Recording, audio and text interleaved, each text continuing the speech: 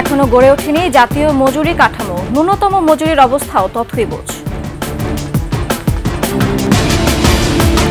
টিকে আছে টিপু মুন্সির সাম্রাজ্য, ব্যবসা বাণিজ্য চালাচ্ছে ক্যাডার বাহিনী। এবং কাশ্মীর ইস্যুতে মুসলমানদের টার্গেট করছে দিল্লি, অবৈধ ভারতীয়দের বিরুদ্ধে অভিযানের দাবি।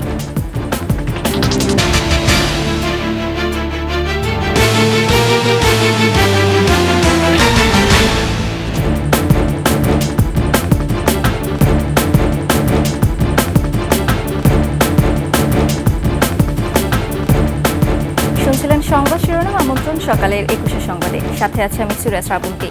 দর্শক, ২১ টেলিভিশনের সংবাদ একসাথে সরাসরি দেখতে পাবেন আমাদের ফেসবুক পেজ www.facebook.com/2124 অনলাইনে। এছাড়া সাবস্ক্রাইব করতে পারেন www.youtube.com/@21 চ্যানেলে।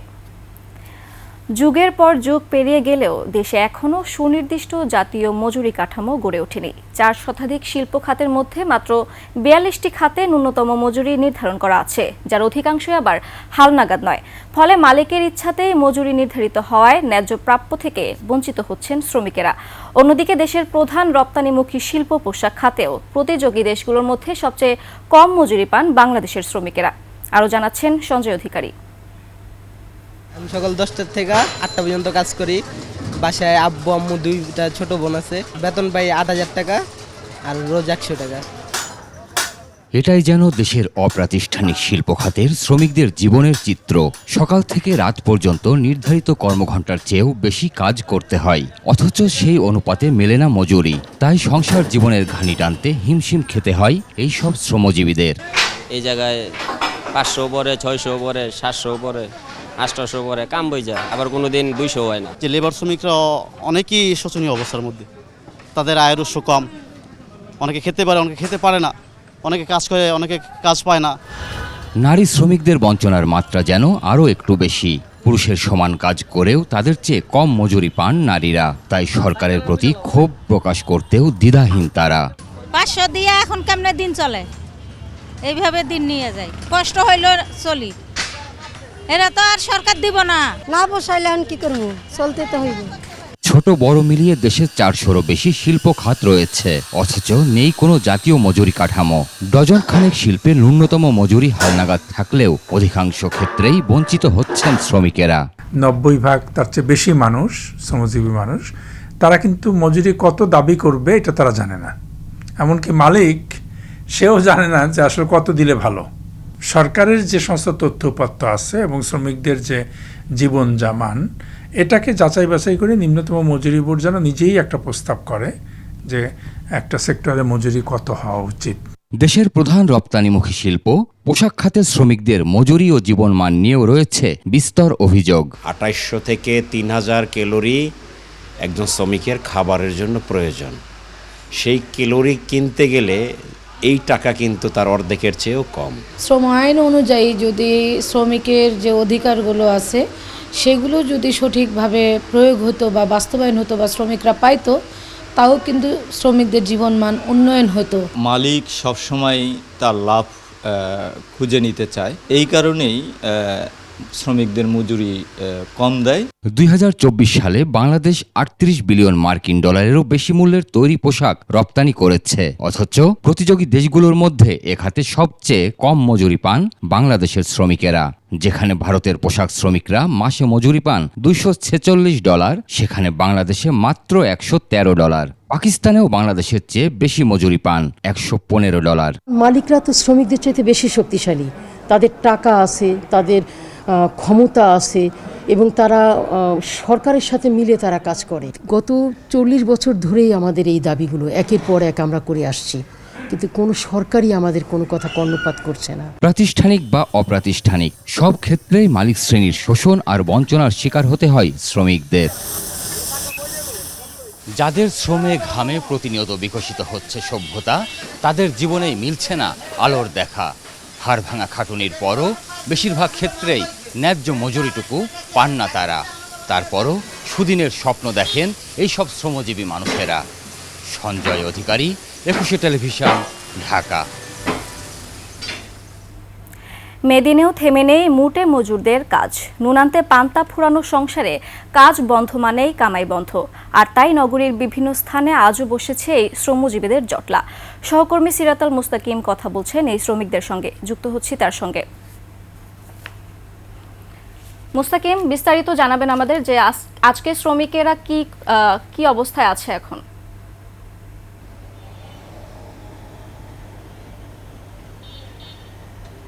শ্রাবন্তী, আপনাকে ধন্যবাদ। আমি এই মুহূর্তে আছি আজিমপুরের যে কলোনি আছে, সরকারি কলোনি, সেই কলোনির পাশেই। আজকে মহান মে দিবস।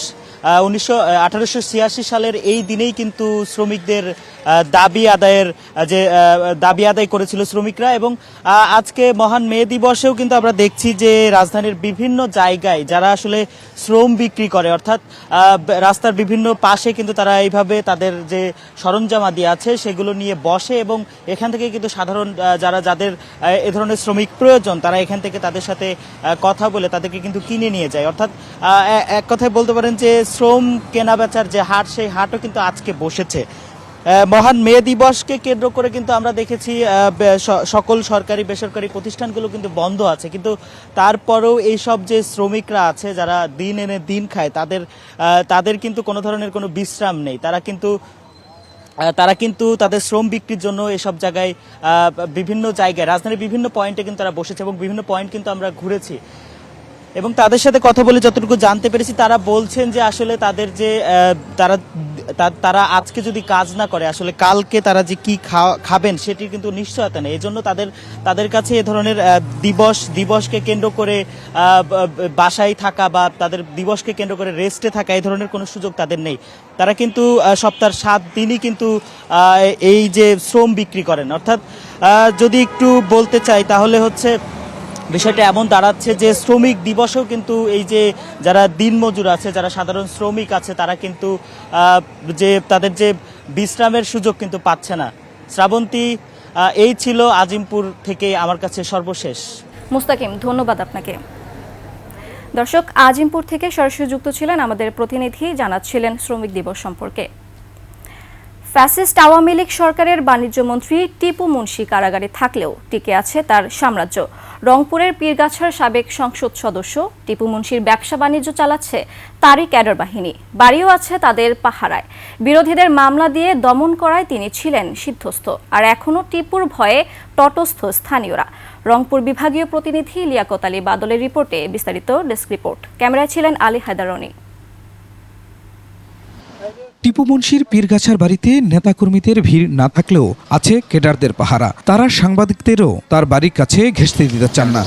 বলেন বন্ধ করলে কি সমস্যা? আমি আপনার সাথে কি তর্ক করে দেন আসছি না কিছু বলা দেন আসছি? না দিলে ভাই আমি বলবো, অফিস থেকে যদি না দেয়। গোপালগঞ্জের মূল বাড়ি হলেও বাবার কর্মস্থলের সুবাদে টিপু মুন্সি ও তার পরিবারের বসবাস রংপুরের পীরগাছার ধোপার দিঘি এলাকায়। টিনের ঘরেই একসময় তাদের পরিবার বসবাস করত।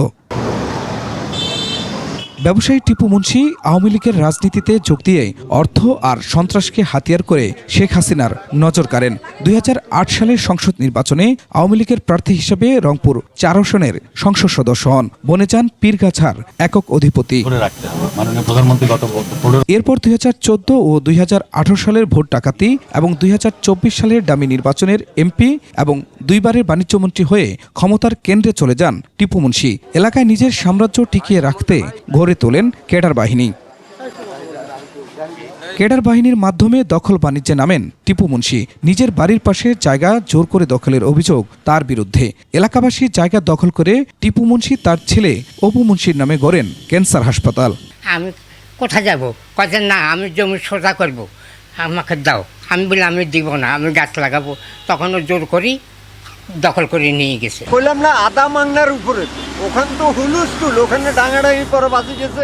ওরা পাবে এই দাগে, এখন ওরা জোর করে আমাদের ওই দাগ দখল করে নিচ্ছে। 2 শতক মাটি ওই মাফিয়া ওরা ঘিরে দিয়ে দিছে, আমাদের টাকা পয়সা দেওয়ার কথা ছিল, দেয়নি। ক্ষমতার দাপটে রংপুরের নবদিগঞ্জ ও মধুপুরে সবচেয়ে বড় কোল্ড স্টোরেজ গড়ে আলুর ব্যবসাও নিয়ন্ত্রণ করতেন তিনি। বিভিন্ন জমি দখল করেছে, কোল্ড স্টোর নির্মাণ করেছে। বিরোধী দল ও মদ দমনে হামলা মামলা ছিল তার নিয়মিত কাজ। তার বাহিনীর ভয়ে বিরোধীরা ঘরছাড়া ছিল বছরের পর বছর।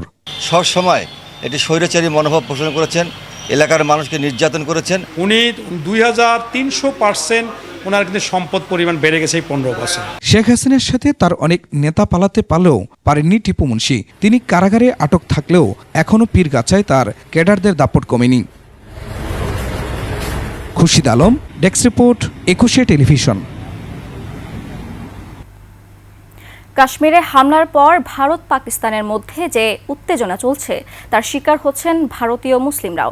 সেখানে অবস্থানরত বাংলাদেশিদেরও আটক করা হচ্ছে। তবে বাংলাদেশি নামে যাদের আটক করা হচ্ছে তাদের অধিকাংশই ভারতীয় মুসলমান।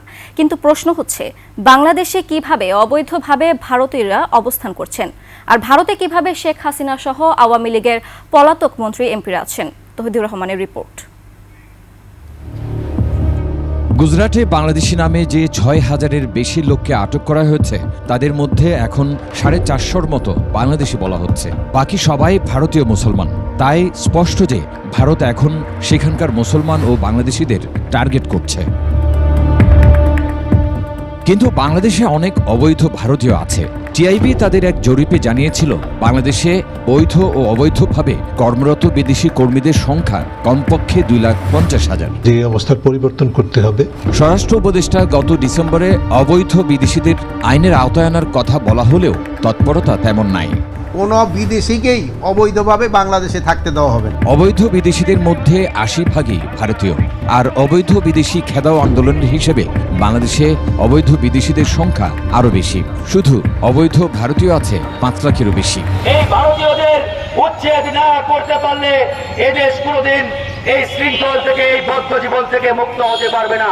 যদি কোনো অন্যায়ভাবে অবৈধ অভিবাসন ব্যবস্থাপনা এর আগে মেনটেন করে থাকে, তাহলে এই সময় এই জিনিসগুলোকে কখনোই রান করতে দেওয়া উচিত না। তাদেরকে রেগুলারাইজ করার জন্য দুই রাষ্ট্রের মধ্যে দ্রুততম সময়ে এটার সমাধান খুঁজে বের করতে হবে। ভারতীয়রা প্রতি বছর বাংলাদেশ থেকে $5 বিলিয়ন রেমিটেন্স নিয়ে যায় বলে অফিসিয়াল চ্যানেলে জানা যায়। তবে ব্যবসায়ীদের হিসেবে আরও $6 বিলিয়ন নিয়ে যায় অবৈধভাবে। বাঙালি ছাড়া বাকিদের তো সহজেই চেনা যায়, আর বাঙালিও চিনতে খুব একটা কঠিন হওয়ার কথা না। এবং যেটা যদি কেউ শেল্টার দিয়ে থাকে তাহলে তারাও আইনের চোখে দোষী। ভারত সেখানে অবস্থানরত বাংলাদেশি সাধারণ নাগরিকদের হয়রানি করলেও সেখানে পলাতক শেখ হাসিনাকে ফেরত দিচ্ছে না। ভারতীয় পত্রিকার খবর, 5 আগস্টের পর আওয়ামী লীগের 45,000 পলাতক নেতাকর্মীকে তারা আশ্রয় দিয়েছে। এক্সকে রেখে দিলেন ওখানে পলিটিক্যাল অ্যাসাইলাম বা হোয়াট এভার ইট ইজ, আর ওয়াইকে বের করে দিচ্ছেন। It's the political decision of that country. বিশ্লেষকদের কথা, ভারতের এই নীতির জবাব বাংলাদেশের দেওয়া উচিত, আর বাংলাদেশে শুরু করা উচিত অবৈধ ভারতীয়দের বিরুদ্ধে কঠোর অভিযান। প্রত্যেক থানার পুলিশ স্টেশন আছে, তাদের স্পেশাল ব্রাঞ্চ আছে, they should find out this. Touhidur Rahman, 21 television, Dhaka. কাশ্মীরে জঙ্গি হামলার ঘটনায় পাল্টাপাল্টি পদক্ষেপে এবার পাকিস্তানের উড়োজাহাজের জন্য আকাশসীমা বন্ধ করেছে ভারত। এদিকে ভারত পাকিস্তানের সাথে কাশ্মীর হামলা নিয়ে আলোচনা করেছে যুক্তরাষ্ট্র। বুধবার থেকে কার্যকর হওয়া সিদ্ধান্ত অনুযায়ী আগামী 23 মে পর্যন্ত পাকিস্তানে নিবন্ধিত, সেখান থেকে পরিচালিত কিংবা দেশটির ভাড়া বা ইজারা নেয়া বাণিজ্যিক বা সামরিক কোনো উড়োজাহাজ ভারতের আকাশসীমায় প্রবেশ করতে পারবে না। এই সিদ্ধান্তের ফলে মালয়েশিয়ার মতো দক্ষিণ পূর্ব এশিয়ার দেশগুলোতে যেতে পাকিস্তানের উড়োজাহাজের অনেক বেশি পথ পাড়ি দিতে হবে, ব্যয় ও সময়ও বাড়বে। অপরদিকে পাকিস্তান আকাশসীমা বন্ধ করায় ভারতের অনেক উড়োজাহাজকেও একই সমস্যার মুখোমুখি হতে হচ্ছে। এদিকে কাশ্মীরে সন্ত্রাসী হামলার ঘটনা নিয়ে পাকিস্তানের প্রধানমন্ত্রী শাহবাজ শরীফ ও ভারতের পররাষ্ট্রমন্ত্রী এস জয়শঙ্করকে ফোন করেছেন যুক্তরাষ্ট্রের পররাষ্ট্রমন্ত্রী মার্কো রুবিও। এ সময় সৃষ্ট হওয়া উত্তেজনা কমানোর উপর গুরুত্ব আরোপ করেন রুবিও। সীমান্তে অত্যাধুনিক রাফাল যুদ্ধ বিমান নামিয়ে দিয়েছে ভারত। ভারতীয় বিমান বাহিনীর 4টি শেষ করছি সকালের 21 সংবাদ। যাবার আগে সংবাদ শিরোনামগুলো আরও একবার। এখনো গড়ে ওঠেনি জাতীয় মজুরি কাঠামো, ন্যূনতম মজুরির অবস্থাও অথৈবুজ। টিকে আছে টিপু মুন্সির সাম্রাজ্য, ব্যবসা বাণিজ্য চালাচ্ছে ক্যাডার বাহিনী। এবং কাশ্মীর ইস্যুতে মুসলমানদের টার্গেট করছে দিল্লি, অবৈধ ভারতীয়দের বিরুদ্ধে অভিযানের দাবি।